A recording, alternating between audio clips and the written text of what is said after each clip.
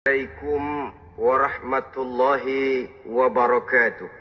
Waalaikumsalam warahmatullahi wabarakatuh. Alhamdulillahillazi anzala al-Qur'an hudan lin-nasi wa bayyinatin minal huda wal furqan. Wassalatu wassalamu ala asyrafil anam wa ala alihi wa ashabihil kiram, amma ba'du. Saudara-saudara kaum muslimin rahimakumullah. Setiap penganut agama di dunia ini mempunyai sesuatu kitab yang dianggapnya sebagai kitab suci. Orang Hindu punya kitab Weda. Orang Buddha punya kitab Tripitaka. Yahudi mempunyai Taurat. Nasrani mempunyai Injil. Penganut Konghucu punya kitab Tao Te Ching. Orang Majusi punya kitab Zen Avesta. Orang kebatinan punya kitab Serat Centani, Hidayat Jati, Darmo Gandul, atau Gatoloco. Sementara kita umat Islam oleh Allah diberikan Al-Quranul Karim. Mengapa kita yakini Quran ini sebagai kitab suci? Pertama, ia bebas dari intervensi dan investasi manusiawi. Ia sepenuhnya, baik isi maupun redaksi, adalah produk dari Allah Subhanahu wa ta'ala. Kita yakini Quran kitab suci karena sampai hari ini belum ada seorang pun yang sanggup membuat seperti itu. Suatu kitab hanya dinamakan suci kalau dia bersih dari investasi dan intervensi manusia. Al-Quran ini sejak turunnya 14 abad yang lalu telah menantang. Wa in kuntum fi raibim mimma nazzalna ala abdina fa'tu bi suratin min misli. Apabila kamu ragu-ragu terhadap kebenaran Quran yang kami turunkan kepada hamba kami Muhammad, atau kamu menyangka Quran itu cuma bikinan Muhammad saja, cobalah kamu buat satu surah saja semacam Al-Quran. Apabila kamu tidak mampu melakukannya seorang diri, wada'u syuhada'akum, ajak seluruh teman-temanmu. Sejak tantangan ini turun 14 abad yang lalu, sampai hari ini, tidak seorang pun yang sanggup membuat satu surah saja semacam Al-Quranul Karim. Barangkali belum pernah ada yang coba-coba. Sudah. Di antaranya apa yang dilakukan oleh Musailamah Al-Kazzab. Dia mencoba membuat satu surah semacam Al-Quran yang kalimatnya sudah berbentuk bait-bait syair, tapi isinya jauh panggang daripada api. Yang kedua, kita yakini Quran sebagai kitab suci karena isi dan ajarannya sesuai dengan fitrah manusia. Suatu kitab dinamakan suci kalau ajarannya sejalan dengan fitrah manusia. Misalnya, manusia secara fitrah, kalau dia laki-laki, normal nafsu kepada perempuan, itu fitrah. Perempuan suka kepada laki-laki, itu fitrah. Kalau ada kitab suci, tapi melarang manusia untuk kawin, kesuciannya perlu diselidiki. Quran kitab suci sejalan dengan fitrah manusia, maka ia menganjurkan manusia yang mampu untuk melangsungkan perkawinan. Contoh lain, secara fitrah manusia perlu makan. Kalau ada kitab suci yang melarang manusia puasa saja siang malam terus menerus, itu kan sama juga nyuruh orang mati. Quran sesuai dengan fitrah manusia. Maka dalam Islam puasa wisol, puasa ngableng, apa itu istilahnya, puasa nyambung, Dari pagi sampai sore, sampai malam, sampai pagi lagi puasa terus. Bukan saja tidak boleh, malah haram hukumnya. Kenapa? Itu bertentangan dengan fitrah manusia. Yang ketiga, kita yakini Quran sebagai kitab suci karena isinya tidak kontroversial. Isinya tidak saling bertentangan satu sama lain. Di ayat manapun, Quran mengajarkan Allah itu Esa. Satu kali dia berkata haram, dia akan tetap berkata haram. Isinya tidak kontroversial. Sebab kalau ada kitab suci, di satu pihak mengajarkan Tuhan Esa, di lain ayat mengajarkan Tuhan 3, di lain ayat lagi mengajarkan Tuhan 4, kitab kacau namanya. Bagaimana suatu kitab bernama suci kalau isinya kontroversial satu dengan lainnya? Dari 3 kriteria inilah kita yakini Quran sebagai kitab suci. Masalah yang akan kita bicarakan pada pertemuan kita kali ini, bagaimana sikap kita terhadap Al-Quranul Karim sebagai kitab suci. Berangkat dari sebuah hadis di mana Rasulullah Sallallahu Alaihi Wasallam pernah memberikan tawaran. Beliau bersabda, "Man ja'ala al-Qur'ana amamahu qadahu ilal jannah, wa man ja'ala al-Qur'ana khalfahu saqahu ilan nar." Siapa yang menjadikan Quran sebagai imam, maka Quran akan membimbing dia ke dalam surga. Tetapi siapa yang menjadikan Quran sebagai makmum, maka Quran akan mendorong dia ke dalam neraka. Pilihan terserah kita. Siapa yang menjadikan Quran sebagai imam, ditempatkannya Al-Quran di depan, dia ikuti petunjuk dan ajaran Al-Quran, maka Quran akan membimbing dia ke surga. Surga dunia, lebih-lebih lagi surga akhirat. Tetapi sebaliknya, siapa yang menempatkan Quran di belakangnya, dia belakangi Al-Quran, dia belakangi perintah dan ajaran-ajaran Al-Quran, dia perturutkan hawa nafsunya dalam kehidupan ini, maka Quran akan mendorong dia ke dalam neraka. Ya, neraka dunia, lebih-lebih lagi neraka akhirat. Pilihan terserah kita. Saya mau tanya, kira-kira Quran dalam hidup kita jadi imam apa jadi makmum? Imam apa makmum? Kalau Quran jadi imam, artinya kita umat Islam jadi makmum. Resiko dan logika tentu. Makmum harus ngikuti imam. Imam takbir, makmum takbir. Imam ruku, makmum ruku. Imam sujud, makmum sujud. Imam tahiyat, makmum tahiyat. Itu namanya Quran jadi imam, kita jadi makmum. Artinya dalam terjemahannya pada kehidupan, kalau merah kata Quran, merah kita kata. Hijau kata Quran, hijau kita bilang. Ke barat kata Quran, ke barat kita pergi. Ke timur kata Quran, ke timur kita berangkat. Halal kata Quran, halal kata kita. Haram kata Quran, haram kita bilang. Itu Quran imam, kita makmum. Nyatanya kadang-kadang kontras. Nyatanya kadang-kadang paradok. Merah kata Quran, hijau dong kata kita. Halal kata Quran, remeng-remeng kata kita. Ke barat kata Quran, ke timur kita pergi. Dalam praktek kita mau jadi makmum, Quran kita suruh jadi imam. Kita sesuaikan Quran dengan selera kita. Mana-mana ayat yang menguntungkan, mana ayat yang sesuai dengan mau kita, itu yang kita baca kuat-kuat. Itu yang kita canangkan ke tengah masyarakat ramai. Tapi manakala Quran itu bertentangan dengan nafsu kita, bertentangan dengan gaya dan kepribadian kita, kita umpetin itu Quran. Kalau kita cuma umpetin lumayan, kadang-kadang kita tuduh Quran ketinggalan zaman. Kita anggap Quran tidak relevan lagi dengan situasi dan kondisi. Kalau sudah begitu, sudah menyeberang terlalu jauh namanya. Saudara-saudara kaum muslimin rahimakumullah.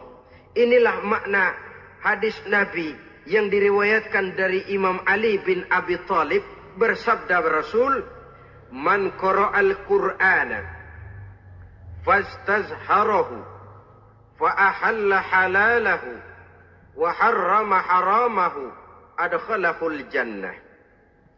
Barang siapa yang membaca Al-Quran lalu memperhatikannya, kemudian menghalalkan yang halal dan mengharamkan yang haram, maka Allah akan memasukkan orang itu ke dalam surga.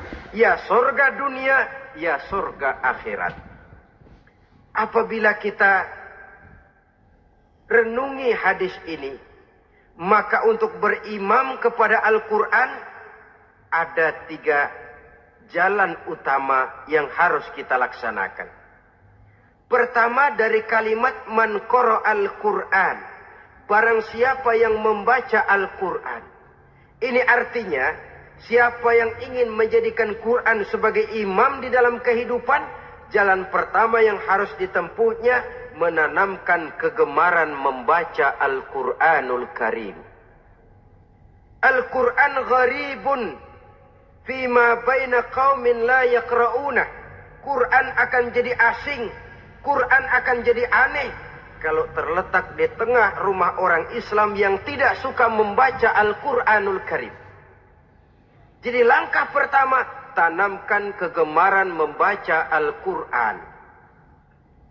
Saya tidak menyalahkan kalau remaja kita gandrung kepada Stevie Wonder. Baik kalau mereka senang kepada suara emasnya Michael Jackson atau suaranya Madonna. Tapi kalau sampai harus mengalahkan kecintaan mereka kepada membaca Al-Quran, ini ironi. Sebagai orang tua, kalau anak-anak kita buta huruf Latin, katanya menghambat pembangunan. Bahkan pemerintah saja menggalakkan bebas 3B itu. Buta aksara diantaranya, supaya rakyat bisa membaca huruf Latin. Kalau anak-anak kita buta huruf Latin, katanya menghambat pembangunan. Bagaimana kalau anak-anak kita buta huruf Quran? Jelas saja menghambat proses kesadaran dan kebangkitan dari dunia Islam itu sendiri. Satu contoh ringan. Dulu sebelum pembangunan merata, listrik belum lagi masuk desa, kampung gelap, rumah pakai lampu minyak. Kalau kita masuk kampung, terasa banyak orang Islam. Kenapa? Di rumah sebelah sana kita dengar anak muda sedang latihan baca rawi. Sebelah sini ibu-ibu sedang selawatan. Di rumah sana remaja sedang baca Quran. Pembangunan maju, listrik masuk desa. Alhamdulillah. Tapi apa yang kemudian terjadi? Proses pergeseran nilai. Setelah listrik masuk desa, radio main kenceng-kencengan. Televisi main gede-gedean. Baca Quran sudah barang aneh, langka. Tengoklah sekarang kalau kita masuk kampung, ada yang remaja sedang baca Quran. Rasanya kok aneh, nggak umum. Sesuatu yang baik malah menjadi nilai-nilai keanehan. Saudara-saudara kaum muslimin rahimakumullah, tanamkan kegemaran membaca. Dalam satu hadis Nabi pesan, nawiru buyutakum bitilawatil Quran. Sinari rumah tanggamu dengan bacaan Quran. Sebab listrik ini cuma bisa menerangi gelap, tapi tidak akan sanggup menerangi hati manusia. Quran produk Allah dibaca dalam segala keadaan, tepat dan pantas. Lihat saja, orang sedih baca Quran, terhibur. Orang gembira baca Quran, tidak lupa diri. Di rumah mewah ada yang baca Quran, bagus. Di gubuk reot di pinggir kali ada yang baca Quran, cocok. Orang kawin dibacakan Quran, bagus. Orang mati dibacakan Quran, tidak jelek. Dalam segala keadaan, in all season, bahasa kerennya, dia pantas dibaca. Saudara-saudara, bahkan orang sakit gigi pun kalau dengar baca Quran, tidak marah. Coba lihat. Dia senang benar lagu Michael Jackson, tapi giliran sakit gigi, coba setelin lagu Michael Jackson. Kalau nggak mencak-mencak, kamu gila apa nggak tahu saya lagi sakit gigi? Tapi coba bacakan Quran, dia pasti tidak marah. Begitu besar daya pengaruhnya. Bahkan Abu Jahal sama Abu Lahab pernah rapat. Kata Abu Jahal sama Abu Lahab, Mas Lahab, gini loh mas. Kenapa? Ini saya pikir-pikir salah satu yang menyebabkan kenapa saudara kita banyak ikut ajaran Muhammad. Mereka kalau sudah dengar bacaan Quran terpesona. Jadi kita blokir saja. Caranya gimana? Kasih pengumuman kepada Quraisy, jangan sekali-kali mau dengerin Muhammad baca Quran. Kamu juga jangan. Dan kamu, saya pun begitu. Mari kita janji, tidak mau dengar bacaan Quran. Salaman.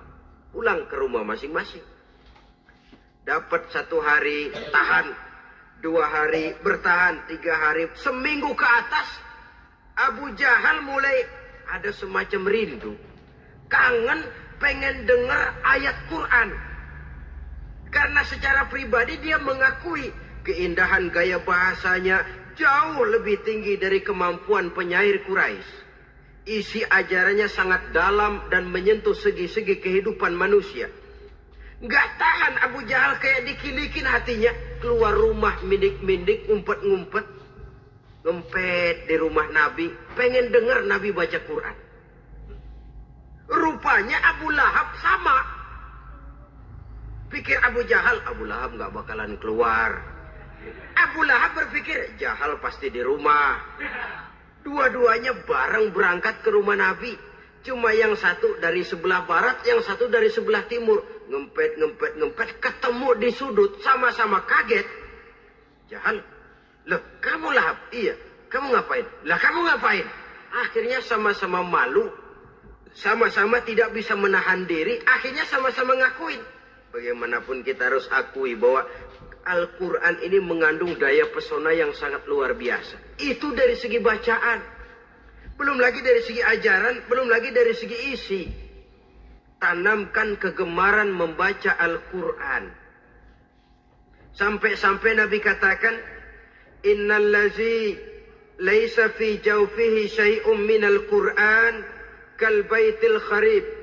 Orang yang dari tenggorokannya belum pernah keluar ayat Quran barang sepotong pun, belum pernah ngaji barang seayat pun, itu orang kata Nabi kal baitil kharib, kayak rumah kosong. Rumah kan kalau kosong biar bagus, mewah, besar, perabotannya lengkap. Kalau kosong, angker. Setan, kuntilanak, memedi, betah benar di situ. Saudara-saudara kaum muslimin rahimakumullah. Dalam satu percontohan Nabi mengatakan begini. Masalul mu'minil lazi yaqra'ul Qur'an kamasalil utrujah. Rihuha thayyibun wa ta'muha thayyibun. Orang mukmin yang suka membaca Quran adalah ibarat buah utrujah. Baunya wangi, rasanya lezat. Kira-kira kalau di negeri kita buah apa utrujah itu? Semacam jeruk yang manis lah. Sudah baunya wangi, rasanya enak. Itu buah itu. Orang mukmin yang suka baca Quran kayak buah itu. Baunya wangi, rasanya enak. Artinya syiarnya hidup, isinya memang orang mukmin. Sebaliknya, wa masalul mu'minil lazi la yaqra'ul Qur'an kamasali tamrah la riha laha wa ta'muha hulwun. Orang mukmin yang tidak suka baca Quran kayak korma. Rasanya emang manis, cuman kagak ada baunya. Artinya apa? Syiarnya kurang. Kalau orang belum tapi kenal kan kagak mau makan korma. Kenapa? Nggak ada baunya. Daya tariknya kurang, walaupun rasanya enak. Kalau daya tariknya nggak ada, kan nggak ada iklannya, tidak ada syiarnya. Itu orang mukmin yang tidak suka membaca Quran. Ibarat buah, nggak ada baunya, walaupun rasanya enak. Orang kurang tergerak, kurang syiar, kurang daya tarik. Sebaliknya, wa masalul munafiq allazi yaqra'ul Qur'an kamasalir raihanah rihuha thayyibun wa ta'muha murrun. Orang munafik yang suka baca Quran seperti buah raihanah. Apa itu? Baunya wangi, rasanya pahit. Orang munafik baca Quran kayak buah itu. Baunya sih enak, cuman rasanya pahit. Ya munafik baca Quran. Syiarnya sih lumayan, daya tariknya hebat, isinya munafik. Nah, paling jelek orang munafik yang gak suka baca Quran. Wa masalul munafiqil ladzi la yaqra'ul Qur'an kamasalil hanzalah laisa laha rihun wa ta'muha murrun. Orang munafik yang tidak suka baca Quran seperti buah hanzalah, sudah enggak ada baunya, rasanya pahit lagi. Kalau buah pacek kali. Udah baunya kagak ada, kalau dimakan bikin orang celeng. Saudara-saudara kaum muslimin rahimakumullah, tanamkan kegemaran membaca Al-Quran. Karena membaca Al-Quran merupakan ibadah yang besar. Bahkan kata Nabi, afdalu ibadati abdi qiraatul Quran. Nilai ibadah yang paling baik dari hambaku adalah ibadah membaca Al-Quran. Dalam solat pahalanya lebih besar di luar solat daripada di luar solat. Dengan wudu pahalanya lebih besar daripada tanpa wudu. Mengerti pahalanya lebih besar daripada tidak mengerti. Tapi tidak mengerti pun jangankan membaca, mendengar saja orang baca Quran dengan baik sudah didoakan untuk mendapat rahmat. Berpahala mendengar bacaan Al-Quran walaupun tidak mengerti. Apalagi membaca sendiri, apalagi mengerti apa yang kita baca, tentu pahala itu akan jauh lebih besar. Ini yang pertama, tanamkan kegemaran membaca Al-Quranul Karim. Yang kedua, dalam hadis tadi, fastazharuhu, man qara'al Qur'ana fastazharuhu. Siapa yang membaca Al-Quran kemudian memperhatikannya. Jadi kalau kita mau berimam kepada Al-Quran, setelah menanamkan kegemaran membaca, yang kedua, perhatikan. Pahami isinya. Jangan seperti monyet pakai mahkota, ketawa girang, cengengesan, tapi dia tidak tahu arti kebesaran mahkota yang disandangnya itu. Bangga dengan Al-Quran, tapi apa kandungannya kita tidak mengerti. Untuk memahami Al-Quran ini, caranya bagaimana? Tentu mudah saja. Seperti contoh, kalau kita ingin mengerti caranya bikin tahu, jangan bertanya kepada montir mobil. Montir mobil ahli betul urusan mesin. Tapi kalau urusan tahu, tanya dong tukang tahu. Untuk mengerti rahasia dan seluk-beluk Al-Quran, kita harus bertanya kepada orang yang memahami seluk-beluk Al-Quran. Para ulama, para kiai, para ustadz. Yang kita tahu kualitas keilmuannya, kita yakini loyalitas dan integritasnya kepada Islam ini. Kenapa? Ayat-ayat Quran itu elastis. Dia dibawa kemana saja mau. Ditafsirkan menurut kemauan orang bisa. Paling celaka kalau yang belajar tidak punya dasar, yang mengajar punya maksud lain. Sesat dan menyesatkan. Yang ngajar punya nafsu ambisi. Yang belajar tikus budek. Yang memang tidak punya dasar apa-apa. Sekali belajar langsung tafsir. Cara wudhu yang baik saja belum ngerti. Cara ruku dan sujud yang baik saja belum bisa. Yang membatalkan sholat apa ndak bisa, ndak ngerti. Sekali langsung. Udah, supaya kita langsung saja belajar langsung Al-Quranul Karim. Tidak jelek. Cuma akan lebih baik kalau sebelumnya ada unsur penunjang dari nilai-nilai keilmuan dalam Islam ini. Disinilah perlunya menghidupkan majelis-majelis taklim. Sebab kalau Al-Quran hanya dipahami dan dikutak-kutik menurut maunya rasio saja, kekuatan rasio terbatas. Saya akan khawatir nantinya akan timbul pendapat-pendapat di mana Al-Quran disesuaikan dengan otak. Bukan otak ngikuti Quran, tapi Quran disuruh ngikuti otak. Contoh yang dekat saja, Kalau saudara ngukur kayu pakai meteran, itu kira-kira meteran ikut kayu, apa kayu ikut meteran? Ayo, kira-kira kayu ikut meteran, apa meteran ikut kayu? Meteran ikut kayu. Bagus. Kalau meteran ikut kayu, artinya nggak ada meteran benar di dunia ini. Kayunya kependekan, meterannya dipotong. Kan begitu loh. Meteran ikut kayu namanya. Bukan meteran ikut kayu, tapi kayu yang harus ikut meteran. Otak harus ikut wahyu. Jangan wahyu disuruh ikut otak.